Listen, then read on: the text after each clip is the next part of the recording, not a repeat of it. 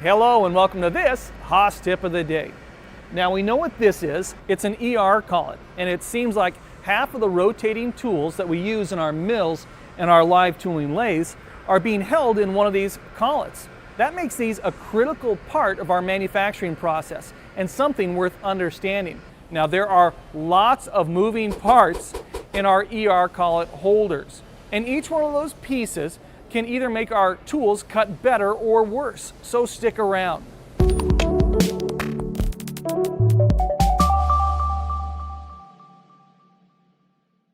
This is an ER collet tool holder, the most used tooling system known to man. Now they've seen constant improvements since they were first introduced by Rigofix in 1972. They've since become a DIN standard.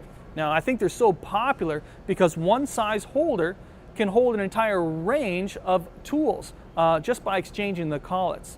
Other types of holders, like shrink fit holders, can only hold one particular size of tool, meaning that you need a whole bunch of different holders. That can get expensive. When we set up a tool in an ER holder, we're looking for two things. Number one, we want to maximize the clamping force transferred to that tool by the collet and the collet nut. And number two, we're looking for the minimum amount of runout, or TIR. When I say TIR, I mean total indicator reading. This is a complete range of runout or wobble measured at a given point on your tool. Now we can measure this in the machine with an mag base and an indicator, or on an offline tool presetter. A strong tool clamping force dampens vibration, allowing us to run at higher RPMs, and it lessens chatter. And a tool that's running true with very little runout will wear more evenly, lasting longer and giving us better part surface finishes, with all of the flutes doing the same amount of work. Wobbly tools can also cut oversize, which can put us out of tolerance and force us to scrap out our parts. So we've got some really good reasons to set up our ER tools properly.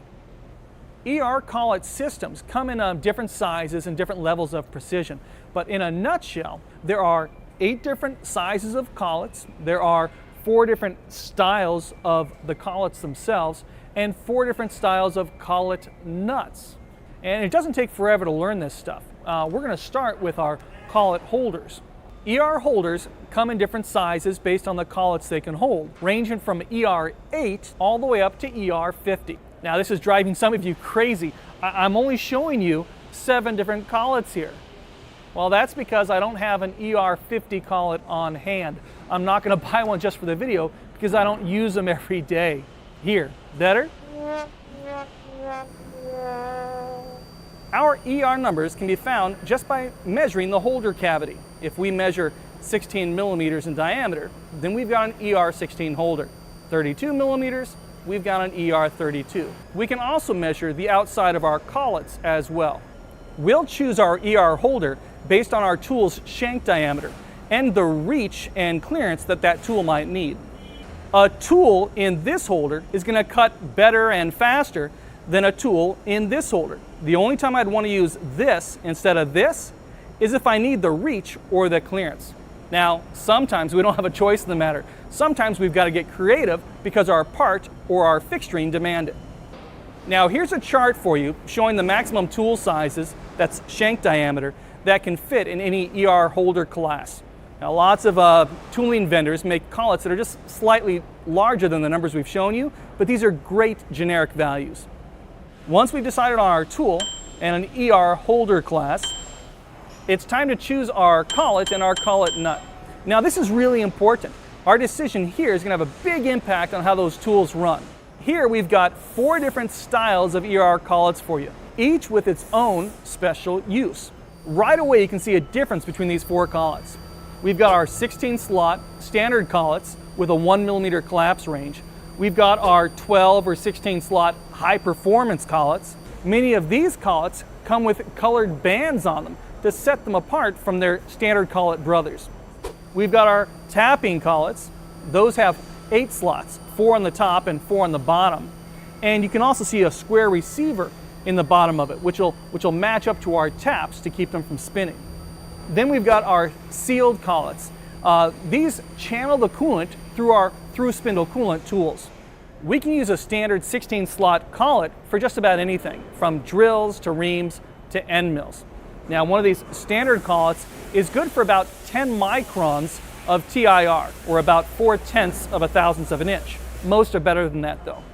We'll use our high performance collets for detailed features or performance tools, or just when we want to extend the tool life of a tool for production. But then again, when do we not want longer tool life?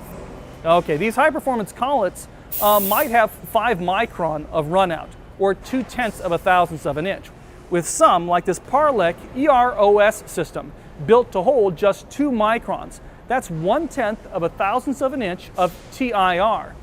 That puts this holder on par with most hydraulic and shrink fit holders, but with the adaptability of an ER collet system.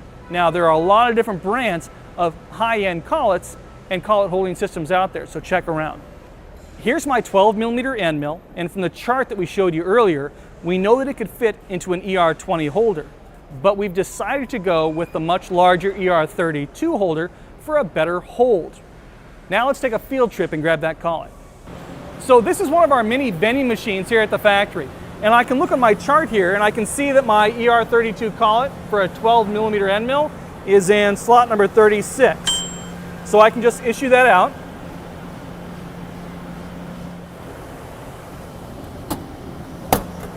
And you can see right here on the end of our box, it says 12 for my 12mm end mill. But is this a plus or minus number? Can we go bigger than that with my tool, smaller? How does this work? If we open up the collet and we read it, you can see that this collet is good for a tool that's between 12 and 11 millimeters in diameter. It's written right on the collet. Now, looking at our chart, it looks like all of these collets are good for a 1mm range. Here's how these collets work. They are meant to collapse, not to expand. If you find a collet that says 12 on it, it's not good for anything bigger than 12 millimeters. It's good for 12 to 11, even if it doesn't say it. Well, let's go back to the bench. Now we want to use, it was really loud over there, it's much quieter over here. We're going to use the tightest collet available for the tool that we're going to use. This is going to give us the most tool to collet contact area and the best run out. Now we're using a 12mm tool, so we're going to use the 12 to 11 collet and not the 13-12 collet. Now, a lot of high precision collets are actually on size collets. They're meant to be used with a certain size tool. Some collets, high precision or not, might only have a 1/2 millimeter collapse range. So always look at the collet, make sure you read the number, and you understand how that works. But what if my tool is just 10/1000ths of an inch bigger than my collet? I can still make it fit, right? No, you can ruin your collet. Now we have our tool, our holder, our collet. Now we need our collet nut. And these nuts come in 4 basic flavors. We've got our flush nut, our low friction nuts, our coolant nuts, and our mini nuts. Now there are lots of different types beyond this, but these are the basics. Flush nuts are the least expensive, but they're strong and they're great for general use. They're called flush nuts because the collet comes flush with the face of the nut, which is great if you don't want to have to stick out your tool any further than necessary. Low friction nuts make use of bearings, bushings, or special coatings to reduce friction on that 30-degree surface where the top of the nut makes contact with our collet. Now, this helps us to give more transferable torque right to the tool. This makes a difference. We can actually get 50 to 100% more tool holding force directed right onto our tool. This makes a big difference when machining.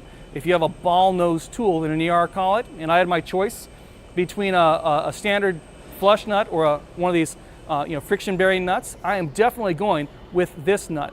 Every manufacturer has their own version of them. This is a Parlec power nut. You've got the Rego Fix ERBs, you've got the Lindex bearing nuts. So check with your manufacturer. You definitely want to know the difference between this nut and this nut. They also require different torque values. And behind door number 3 are our coolant nuts, which make use of these coolant discs, making them ideal for through spindle coolant tools. Now these coolant discs, or sealing discs, come in 0.5 millimeter ranges to perfectly seal for every tool size. When we load up these discs, they just snap in from the underside of the collet. Now when we load our tools, we want to load those from the top side of the collet. If we load them from the bottom up, they could damage the O-ring on our disc. Now, low friction nuts have better tool holding power than a coolant nut or even a flush nut. So what if I want to run TSC through spindle coolant, but I want all the tool holding power of the power nut? You can do this without a coolant disc if you use one of those fancy sealed collets that we showed you earlier. In fact, there are collets out there like this Jet 2 from Iskar that can turn any tool into a TSC tool, kind of. The collet is sealed, but special grooves have been added to direct the coolant right at the tip of the tool. Now you can run TSC through a standard collet as well, and it'll help out quite a bit. These specially designed collet nuts and collets are just better at getting the coolant right where it needs to be. Finally, we've got our mini nuts. Now these function in much the same way as a typical flush nut, but they have a smaller diameter. All of these collet nuts here are for an ER16, but you can see that our typical hex ER16 nut is just under 28 millimeters, a good nut. These mini nuts are under 22 millimeters for an ER16, so I can reach into spaces that I couldn't otherwise. That makes these type of extensions with mini nuts ideal for my live tool tooling. With all of our components ready, it's time for us to assemble everything. We need to keep our collets clean and dry when we assemble things. Now you can use a degreaser or even alcohol to clean off grungy collets. And now we're using a brand new collet, so it has that thick, waxy rust preventative on it that we're going to have to get rid of. We'll want to clean off our holder and our collet nuts as well.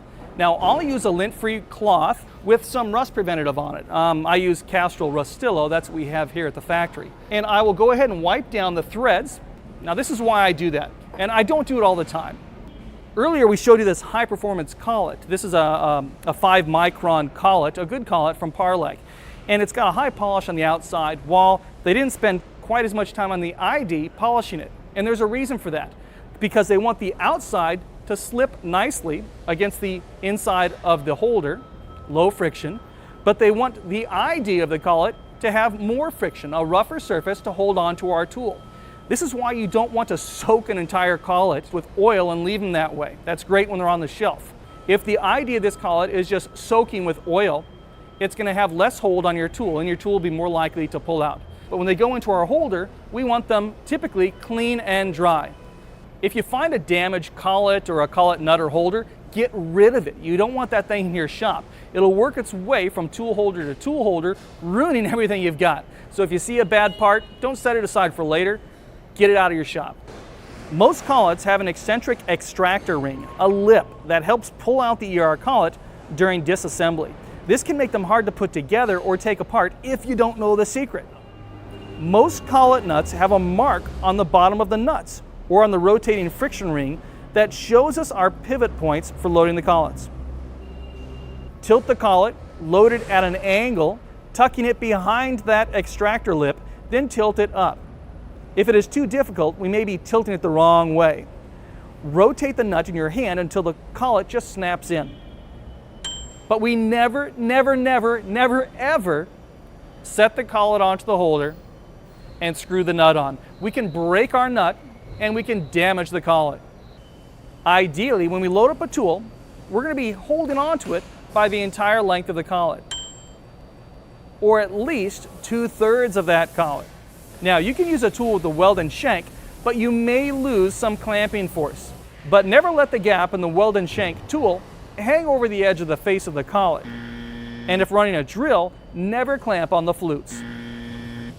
One last thing about loading up tools in an ER collet. Right here in the center is a backup screw. If you drive your tool all the way up against the back of the holder and then tighten your collet, it could force the tool to wobble, causing us run out. You don't want that. So normally we don't want the tool set all the way up against the backup screw as we tighten that nut. We want to leave some room, and then we can come back later and gently move that backup screw up against the back of the tool if we really need to. This has an Allen wrench in the front, and we can reach it with a flat blade screwdriver from the back through the TSC pull stud. Now I said TSC. Now take a look at this guy. Look how small the hole is through this particular backup screw. If you're running a TSC drill that needs lots of volume of through spindle coolant, you're better off removing this backup screw altogether. All it's doing is choking your coolant flow. When I load up tools that other people have assembled, I always look at the gap, the slots in the collets. If you don't see any visible gaps in the collet, then the last setup person might have chosen a collet that's too large for the tool. If the gaps are really big, they might have chosen a collet that's too small for the tool. Either way, take everything apart, make sure you're using the right size collet, clean everything, and put it back together. Now, if you see a collet where all the gaps are uneven, something's gone really bad, okay? They didn't clean or assemble the tool properly, or they over-torqued this nut, causing the collet to twist badly. In that case, take everything apart and also check to make sure that your nut is not cracked. That's why it is always a good idea to use a torque wrench to tighten down those collet nuts. Even here in our own machine shop, we're using torque wrenches with adapters to tighten all of our collet nuts. Doesn't matter what style. Now, we mentioned earlier that low friction nuts take less torque to tighten than a standard flush nut, and mini nuts take even less torque than that. So here's my list of some generic torque values that you can use with most holders. But if you use these values, you might be leaving something on the table. They might not be perfect for your tools. In the description of the YouTube version of this video, we'll give some links to different tooling manufacturers with their actual torque specs. There's some great websites out there for each manufacturer. Check them out. The torque specs from the manufacturers are based on the largest tool that'll fit in that collet. Now, as we use smaller and smaller tools, we'll want to use less and less torque. Essentially, you'll want to take it easy on tools that are smaller than about 4 millimeters or 3/16 of an inch. Now, if you're tightening up those tools by hand, you'll want to use one of these slotted wrenches. We've got spanner wrenches as well. I prefer the slotted wrenches. They give you a better hold on the collet nuts. They come in all different sizes. We also have these non-slip versions. These are really popular, and an AX wrench for our live tooling. And we've got our castle wrenches, our ERM wrenches, which we use on mini nuts. We don't need much torque on these guys at all. Remember those polished collets that we showed you earlier? They were great because they reduce friction between the collet and the nut and the holder. If I've got a corroded collet, then I'm not going to throw it away typically, right? Because I'm cheap. I'll take a Scotch-Brite pad or a light abrasive pad and some rust preventative, and I'll clean off that surface rust. But by doing so, I'm making the surface of my collet more porous, which means it's just more likely to rust in the future. Not only that, but with that more porous surface, we're going to add friction into our ER system, which is bad for runout. So I keep them, I use them, but I don't use them on tight tolerance tools. Which brings us back to rust preventative, right? You want to come up to the collets in your rack. We're using a rack so the collets don't damage each other, but we want to come up to these collets every now and then and wipe them down with a rust preventative. This is kind of the takeaway of this video. Make sure you keep your unused collets well oiled so they don't get damaged with corrosion.